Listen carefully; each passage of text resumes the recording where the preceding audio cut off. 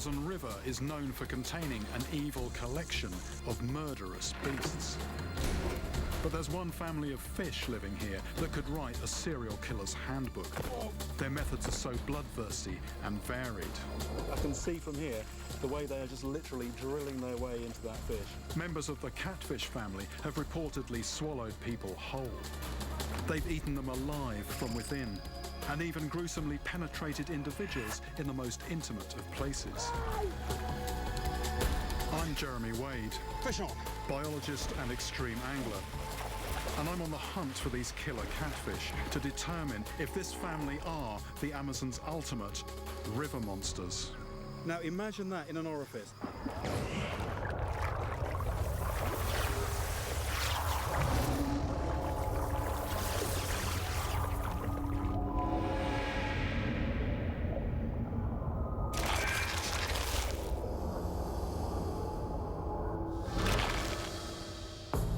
In the heart of the Brazilian Amazon, a truck makes a solemn path towards the local police station. It carries a macabre load, the corpse of a man. But the circumstances of his death were bizarre in the extreme.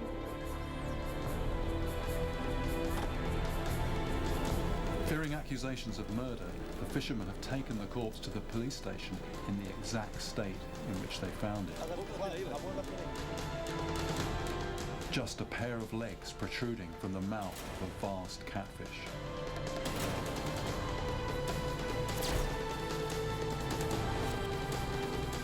Could this wild tale emerging from the Amazon really be true? Or is this just a made-up fisherman's tale, and no more real than this photo recreation of what it might have looked like? I've faced many of the largest and most feared creatures in the waterways of this world. And I've discovered that you don't need to swim in the sea to encounter a man-eater. Rivers harbour just as many monsters. Ask people what is the most feared fish in the Amazon, and they'll undoubtedly say piranha, electric eel, or even stingray. But I've come to Brazil to find out if catfish are actually the worst of the lot, a true mafia-style family of killers at large. And I've tracked down Sr. Valmir, one of the witnesses to this bizarre murder, to hear his story. Basically, there's a bit of a frenzy of fishing activity going on. One of the nets got stuck on a rock, and in that situation, the only thing you can do if you're not going to rip the net, you've got to go down and get it off. So this one fisherman dived in to free the net. However, what happened was that, he didn't come up. Uma média de 4 horas. 4 horas? 4 horas pela boia. The net came up, no fish in it, no fisherman.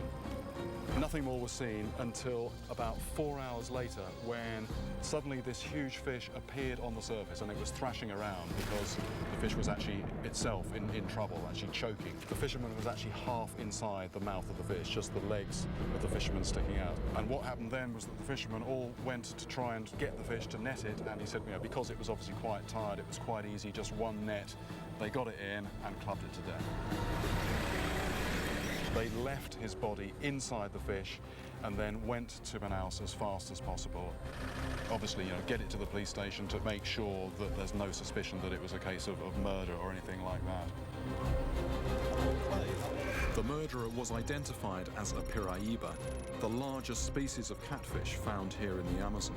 So that fish could have been about 500 pounds. I mean, we are talking some seriously big fish here. É peixe desse tamanho. Tem boca mais ou menos... 40 centímetros. 40 centímetros. The mouth, about 40 centimetres across, so that's a couple of foot across, but he says it, it opens up more, so sort of maybe 2.5 foot. This was a pretty monstrous fish and a pretty horrific end for that particular fisherman. He says there are people disappearing all the time, and you never find a trace of them. You don't find the body, you don't find bones, you don't find anything.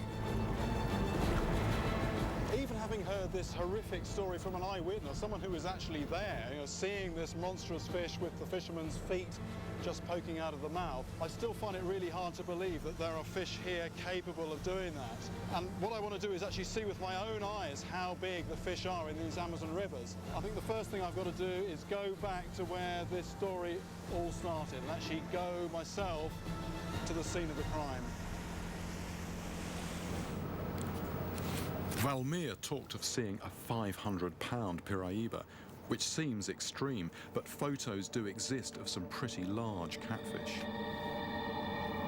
There are 3 species of giant catfish found here in the Amazon: the Jau, the red-tailed catfish, and the Piraiba. This catch was reported to be nearly 8 foot long and some 350 pounds. But maybe, as Valmir suggests, there are even bigger monsters out there, and if I follow his leads, perhaps I'll get to catch a man-eater of my own. After travelling for 12 hours, I reach my destination, a river junction up a tributary of the Amazon. As far as I can gather, this is the scene of the crime. And what's interesting is this is a very obvious meeting of the waters. You can see it so clearly because the 2 rivers that meet here are different colours. One is muddy white water, one is black water. According to the locals, large catfish wait in ambush at river junctions like this to predate on smaller fish travelling downriver.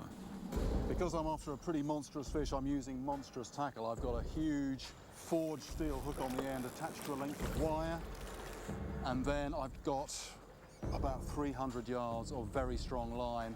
Okay. And this rod, you'd normally only see this on a boat out in the open ocean, the kind of thing you'd use to catch marlin, tuna, that kind of thing, but I'm using this stuff in fresh water. People only think of predatory fish living in the sea, but here I am about 1,000 miles from the ocean, staking out a crime scene to catch a man-eater.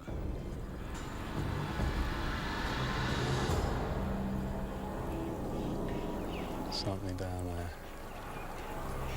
Just grab the bait, bent the rod, and then let go.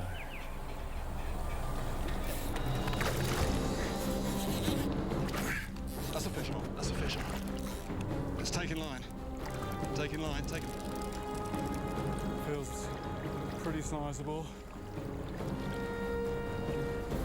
It'll be a little bit decisive and brutal now. Fish doesn't want to know though, doesn't want to know. Going down.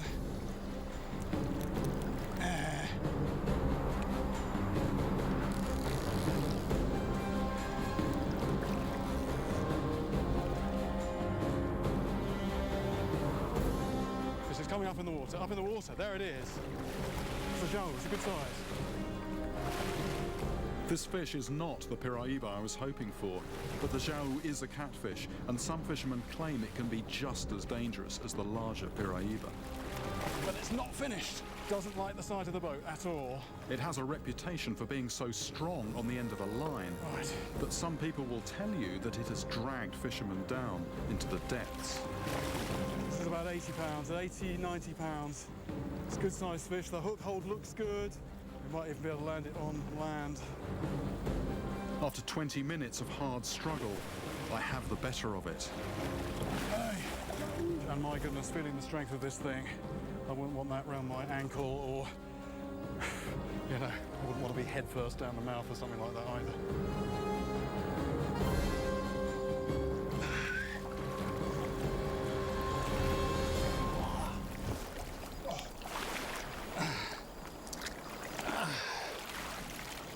There we go. It looks a really sinister fish, that dark black colour, and it gets that from living down in the lightless zone, you know, deep in the rocky pools where it just blends in with the background.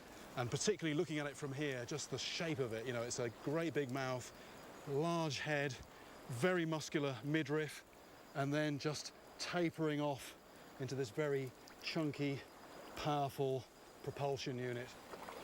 Just looking at these long whiskers that they use to probe their surroundings, it's pretty obvious where catfish get their name. So this is a real, you know, this is a fish that's adapted for strong water, very strong fish. And if one of those was to grab you, There's not a great deal you could do about it. Oh, time to release this animal. So the scene of the crime may not have yielded the man-eating Piraiba I was after, but this impressive Jau shows that there are some large catfish down there. Oh, wanting to go already. Look at that, wanting to go already. That's good. That's good. There it goes. Ooh, quite a fish. If I can get a big catfish here at this minor river junction, then perhaps if I fish the largest river junction in the world, the meeting of the waters near Manaus, I'll land the mother of all catfish.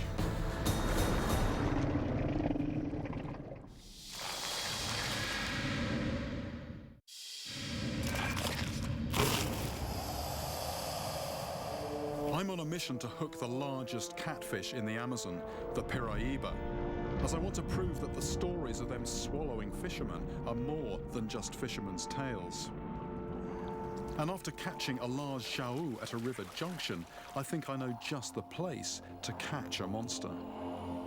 This is it. This is the meeting of the waters. This is the black water of the Rio Negro coming down here, mixing with the white, muddy water of the Rio Solimões, and together they form the mighty Amazon. And this has to be probably the biggest river junction in the world. And everybody says that the big catfish, they love river junctions. So this place has to be a good bet for the mother of all catfish.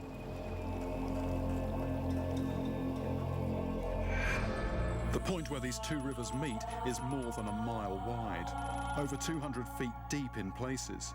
And for almost another 4 miles, these two massive waterways refuse to merge due to their different speeds, temperatures, and sediment contents. Giulio Cavalcanti has caught a 211-pound Piraiba at the meeting of the waters.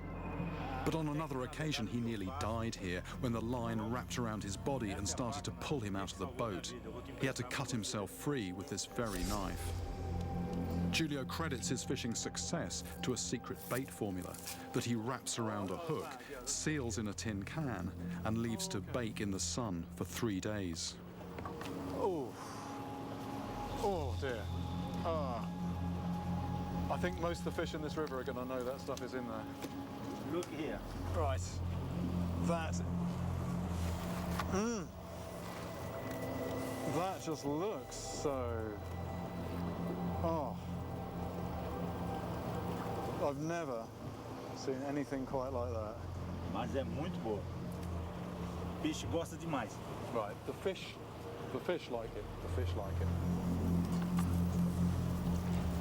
This is the guts, the byproducts of 8 chickens. So the entire intestines of one chicken is about that long, wound round, and you've got 8 entire intestinal tracts of chickens to make up that bait. I think with this now, I have to be ready to go fishing.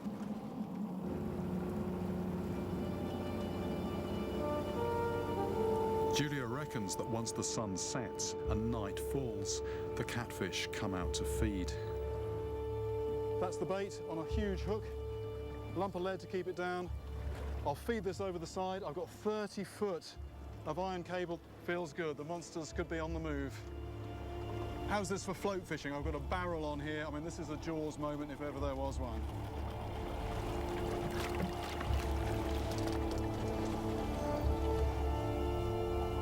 The bait's out, the engine's cut. It's now just a case of being quiet and just drifting down with the current. But being out here after dark also increases the risks. Here, you've not only got a very, very powerful fish that might hang on the end of the line, you've also got to keep an eye out for the weather. And also, this is a very, very busy waterway. There's going to be boats, big barges, all sorts of stuff, and they'll just run you over if you give them a chance, if you don't get out of the way. And 30 foot below all that is my bait.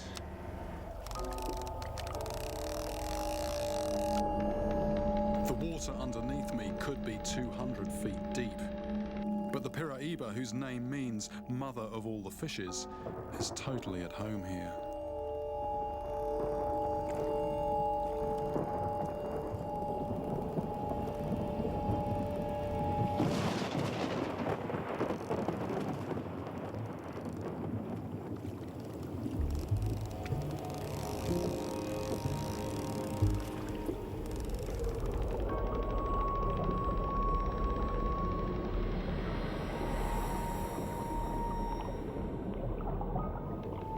With a lightning-conducting rod in my hands, I'm easily the highest point in this wide stretch of river.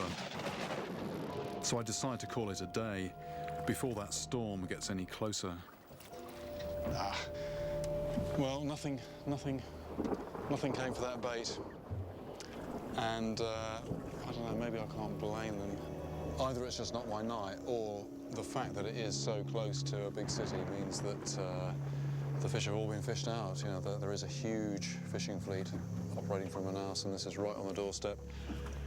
Perhaps, you know, I need to go further away from civilization if I'm to get the mother of all the catfish. I head into the dark heart of the Amazon, up a distant tributary of the main river, to see if that tactic changes my luck. Maybe here I'll catch my man-eating Piraiba. Head down, head down, head down, head down, head down. Ah! Fish on. Could this be the river monster I'm after? But who'll win this battle? Me or the fish? What is the worst thing that has ever happened to me on a fishing trip? A, I've been in a plane crash. B, I've caught malaria. Or C, I've been arrested as a spy.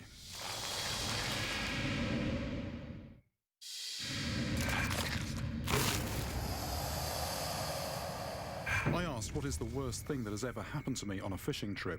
The answer is all three. I survived a plane crash unscathed in the Amazon.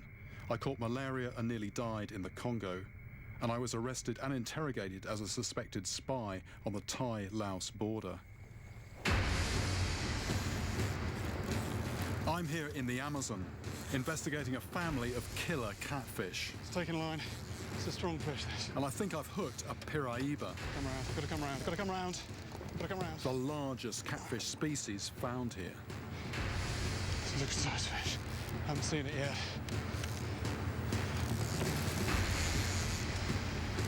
Look at that! That is actually not the fish I want. That is a huge red-tailed catfish. I want the white, streamlined, shark-like Piraiba. But this thing, my goodness, this is a good size. This is a very good size.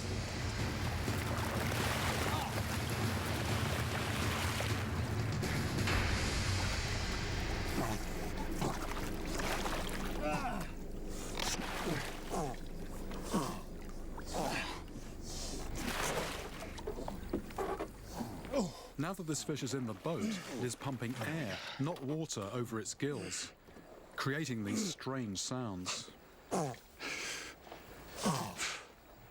That is a big old catfish. And it's getting me in training for the Piraiba. The only thing is, too many more experiences like this one, and I just won't have any energy for a fish that's bigger than this. And I mean, this thing is just a huge head, huge bony head, tapering off into this leathery body, and a great big wide mouth there, without any teeth as such, but it's got real good grasping pads. Unlike a shark that can bite its prey in half, catfish have to swallow it whole.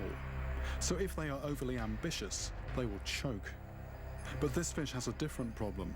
Inside its mouth is a parasitic bloodsucker. Another one here. And that is absolutely engorged with blood. The blood of this poor catfish.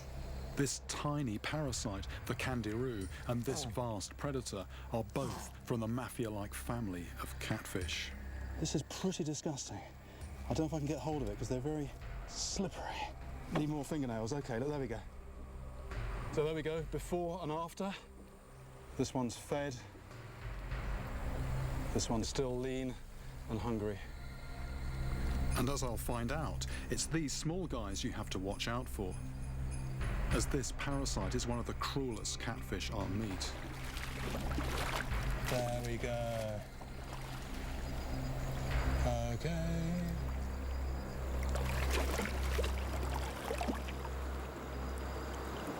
That was nice to catch that. Not the fish I want, but, you know, that's a real monster in its own right. The kangaroo usually targets a big fish as its host, drinking blood from its gills. But occasionally they make mistakes. This has resulted in one of the most infamous legends ever to emerge from the Amazon. A man urinating in the river who has a fish swim up his penis. Yet for one gentleman, this urban myth became reality. Luckily, he was able to make it to this surgery in Manaus, where he was treated by Dr. Anwar Samad. 4 dias.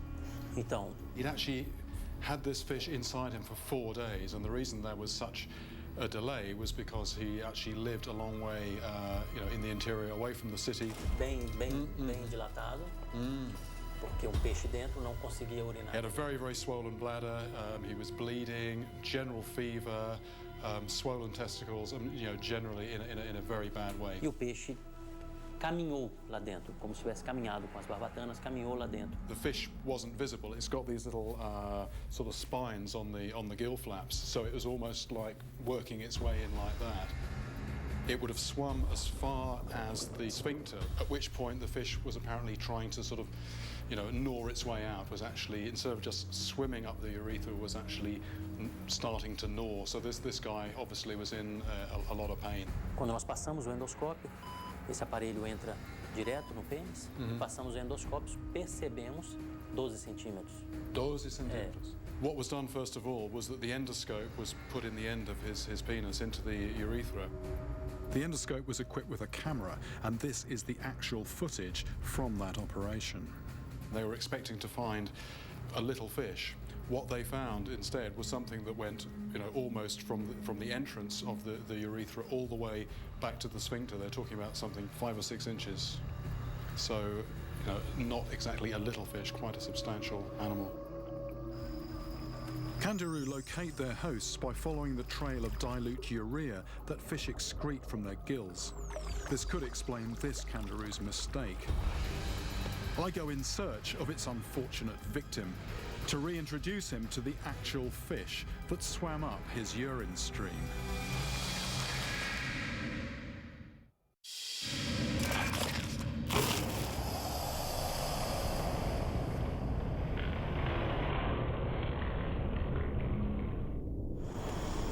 Having heard a horrific account of a fish entering a man's penis, I manage not only to track down the victim, but I take him back to the actual scene of the assault on his manhood, to relive the events that have haunted him since that day. Essa aqui tá meio alagada. Ah, tô vendo. Sem motor? Okay, so it's 11 years ago. It's in this very spot. Silvio and some friends were in the water down there. Ele me deu uma dose de bebida e eu subi. Quando eu ia descendo, eu vontade de urinar. Só que aí eu tava... And after a little period of time, Silvio, felt the need to urinate, as happens. He knew the story about the kangaroo, so he actually sort of took himself partially out of the water. Foi na hora que eu fui urinar, quando eu me espantei e o bicho já estava entrando. While he was relieving himself, suddenly he said, he just had a bit of a shock, and the first thing he knew was that the fish was already, inside. Only, just the end of its tail was out. Fora batendo, eu tentei agarrar, mas não deu. Tried to grab hold of it, but it's a very smooth fish, a bit like a bar of soap. No good, no success pulling it out, so basically just ran up onto the bank to try and get some help. I decide to throw a net out to see if I can catch one of these critters. This is almost exactly what Silvio described, something going in one direction and just not wanting to come into reverse at all. Look at that, I can actually feel its spines digging in when it does that. It was actually walking using its head. Now imagine that in an orifice. This fish is just leaking blood. It's not this fish's blood, it's something it's been feeding on. And it is just an absolute nightmare, a real sort of vampire fish, this thing. A fish like this may have entered Silvio in search of a blood meal, but little did it know that its mistake would result in an unprecedented medical procedure lasting 2 hours. Também não se conhece nada a respeito de ataque desse peixe e do que deve ser feito. Concorda? The first thought was to, a bit like a hook that's got a barb on it, actually pulling it back the way it went in is not always a good idea. He was thinking of actually sort of coming in from the side, coming in from the perineum, and actually trying to sort of pull the fish out head first. But he thought that because it had been such a long time in there, they would actually, and also the other fish were starting to rot a bit, maybe try and pull it out with the endoscope, out tail first, the way that it went in.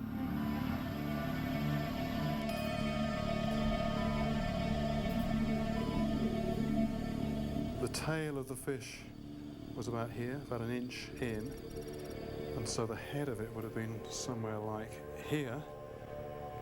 And then what happened was that the pincers were gradually, manipulated out of the hole here. There we go. Grabbed hold of the fish just in front of the tail, and then using the camera, and then the whole apparatus just gradually, very delicately moved out.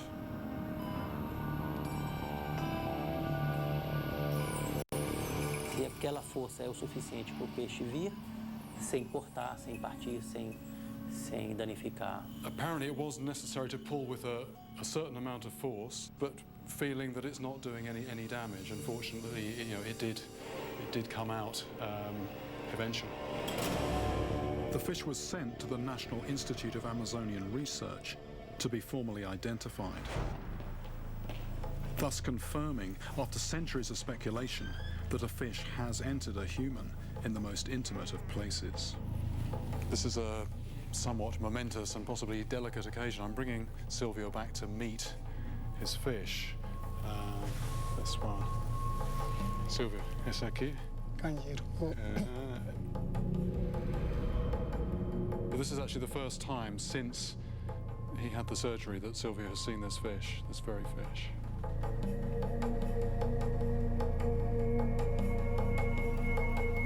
Quer pegar assim? Não. That's it. I just asked Silvio if he would like to handle it, and it was very definite no. I think once was enough. So maybe if I leave it in my hand, but I'm quite struck by how large it is. É grande, né? Não é peixinho, mas É grande. Eu pensei que era menor, eu só vi ele dentro desse vidro quando o doutor já me mostrou quando eu tava. He's looking at it now, thinking, I didn't realise it was that big. I thought it was smaller. It really does sort of beg a belief that something of that size could burrow into you. So is the candiru the worst of all the fish in the Amazon? A catfish of such vile reputation that none can surpass it. Dr. Lucia Rapp, the curator of the collection here, wants to show me another catfish species that is potentially even more horrific than the blood-sucking candiru. So what was the case that you heard about? We had a situation here recently. We received a visit of a doctor. He came with some images of two corpses, two men. He believed that they were shot because they have those very round holes on the body. He started to dissect the corpse. He saw that it was not gunshots. The corpse were hollowed already inside without any organs. Wow, I'm just trying to imagine being a pathologist and you're brought a corpse. There's what looks like bullet holes. You start to dissect the body and the body is hollow. The organs have been removed. And there wasn't any kind of bullet or something inside the corpses, just the fishes. So he realized that the fishes got inside the bodies and eaten the organs inside. The fish was identified as a close catfish relative of the blood-sucking candiru, called the candiru asu. Would they have been dead when the fish got in? Well, they suspect that the men might be even alive because he saw the structure of the flesh and they were eaten from the inside. And they probably died from that, right?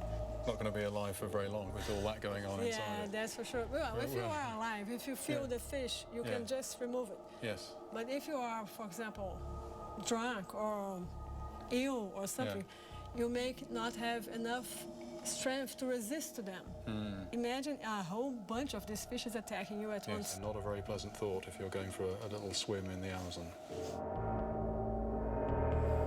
Having heard this gruesome tale, I decide to visit the city morgue to see if I can track down any more details.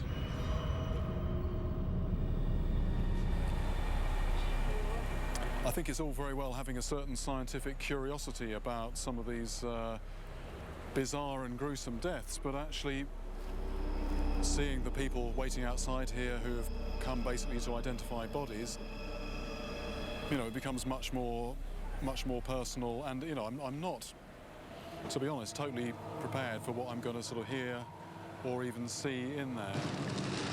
A little bit sort of uneasy and uncomfortable about it, but yeah, time to go anyway.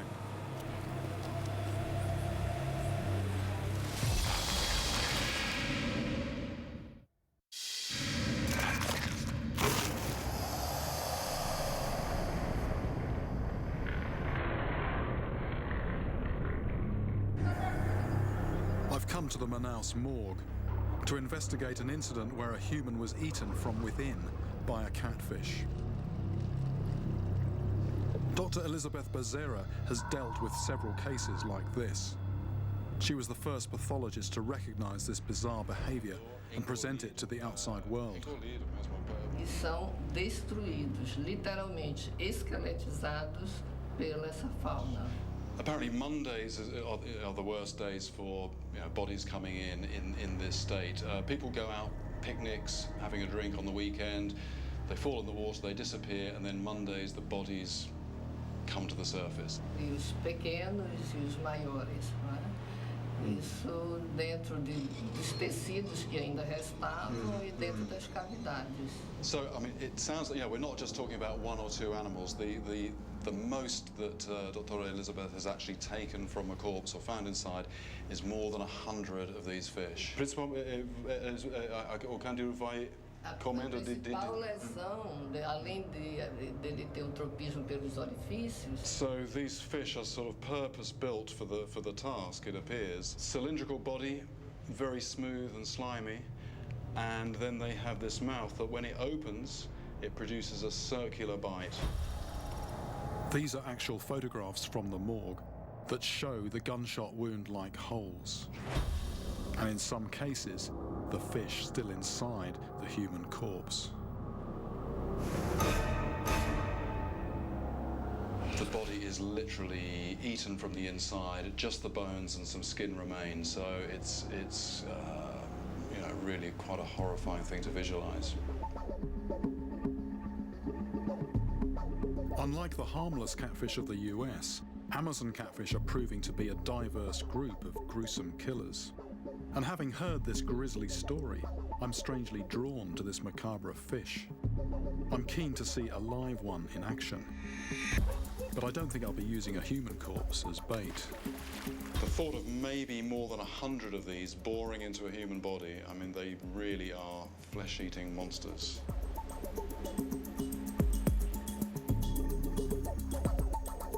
It's not often you use a big fish to catch a small fish, but after just 2 hours, it's definitely worked. Oh, what was that? What was that? I don't know the scientific name for all the scavengers at this gruesome picnic. The locals call these musum, or snakefish. There's actually something a bit different in there. If I can get it out. I don't really want to shove my hand in there. There. Just hold it. There we go. So this is the Candiru asu. This is the fish that bores holes in the body and then devours from the inside out. And it was this fish that they retrieved from those corpses in the morgue. This was a heavy fish when it went in. Nothing left inside. In fact, if I just rip it open a little bit. The Candiru asu makes no distinction between human flesh and that of any other animal floating in the Amazon. Just like a hollow case of skin with the remnants of the bone inside. This is almost exactly, you know, what the autopsy report was in the morgue, except, you know, in that case we were talking about a human being. This water is obviously filled with flesh eaters, so I try and entice them to feed out of my hand. I'm actually just on somebody's house here, and I'm just dangling this fish off the side, and these Candiru are just attacking right on the surface, and they, you know, I can see from here the way they are just literally drilling their way into that fish. It's like a crocodile death roll, and no doubt the cause of the gunshot-like entry holes in the corpses. I might try and lift them out, actually. I might just try and lift. Look at that. Hey, there's one there. And back in the water. Apparently these things will give you a bite just like a piranha. Look at that. That's a very, very definite cut. And this is all the work of the kangaroo. The Amazon River is a scavenger's paradise. It's like an acid bath here for corpses. And again, it's members of the catfish family that are one of the principal operators, cleaning up the bodies.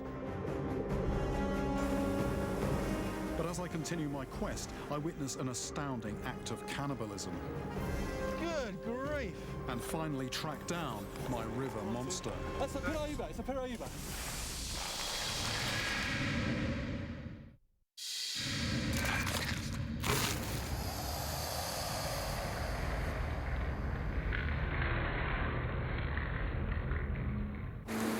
I've seen that here in the Amazon, small catfish have a frightening ability to attack us where it hurts most, and also to dispose of our bodies.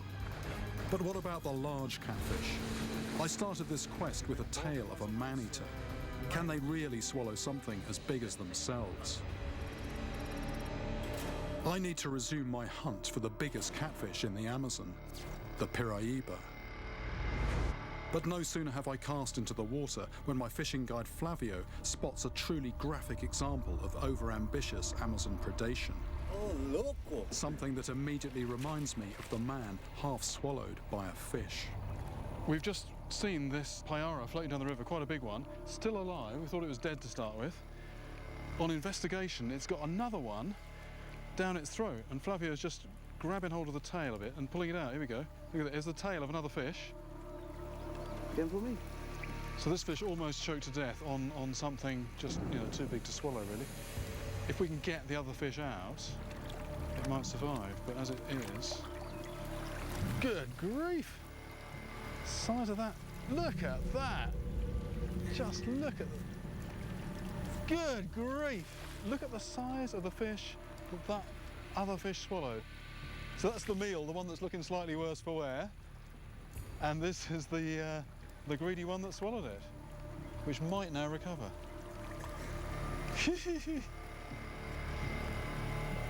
This remarkable act of cannibalism is just as ambitious as the catfish that tried to swallow a man. Maybe in these murky waters, accidentally biting off more than you can chew is a common occurrence. Oh, loco! Reinvigorated by this chance encounter, I'm back on my quest in earnest. Oh, just trying a different spot here. Got a rapid at the top there, and then there's a deep hole with a clean bottom, and this is a particular place for Piraiba. I've had a few fish recently that have taken the bait and I just haven't hooked up, or they've come off. Oh! Come off. So what I'm doing, I'm trying something a little bit clever. I'm putting a double hook rig on, so the idea is it doesn't have to take the entire bait, even if it just nips the tail of it or the body of it. I should hook up, get a good hook hold. Okay, go to the front of the boat.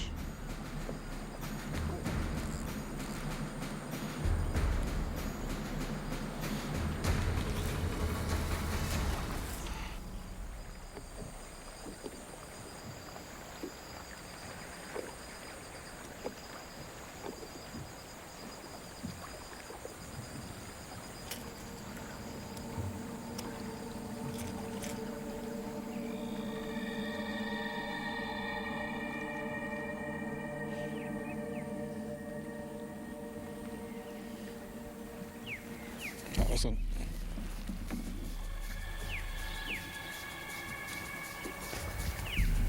Something down there. Just grab the bait, bent the rod, and then let go.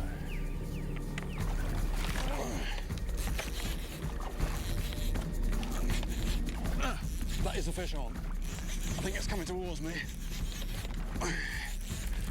What I don't want is the hook to come out like it has been doing. Feels strange. There are people who hook these fish and they're literally on for hours. And it gets dark and they give up and they cut the line. I've come far too far to give up, so even though my muscles are aching, I carry on. There's a very fast sort of pulsing to it. It's not a throb, throb, throb, throb. This is a big fish. I can only bully to a certain extent. Strong, strong, strong fish, strong fish, strong fish. Ah! After a struggle of nearly half an hour, I have the better of it. There it is, that's the fish, there's the fish, there's the fish. Piraiba, it's a Piraiba. Ah! Here we go. This is the one I wanted. This is the Piraiba, the real monster of the Amazon. Fish is growling at me. Oh, a big old mouth on there. Heavy, heavy fish. I can hardly hold this up. My arms are pretty shot anyway. No, I can feel the fish flexing. It's about to kick. Whoa. Oops. And this is the one that people say, when it gets big enough, it goes after people as well. Looks a bit like a shark, and it has a reputation to match. This is a big one, but they do go bigger. They do go bigger. This one, I don't know, possibly about 80 pounds. I mean, you know, this is a man-sized fish, but they go bigger than man-size. They go a size big enough to swallow a man. And a streamlined fish, smooth skin, no scales, but it's a very streamlined catfish. Most catfish are pretty slobby. They mope around on muddy bottoms, but this is a fish of fairly fast current, and I can just feel that muscle flexing. That's a lovely, lovely result. And am I tired? Am I tired? What I've got to do, though, is remember that the fish is as tired as I am. So, although I want to admire it out of the water, I've got to get it back and think of the fish's recovery as well. Oh. Oh. Okay. Okay. Okay. Oh. Oh. Oh.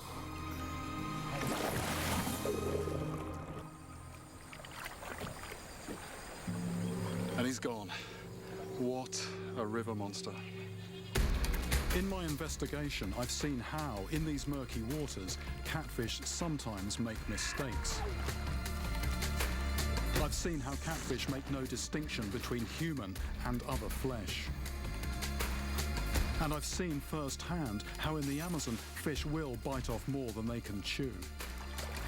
So if you combine these findings and imagine this Piraiba 3 times the size, still well within the maximum recorded weight, then just ask yourself, are those accounts of fish swallowing people just fishermen's tales? I came here in search of a man-eating fish.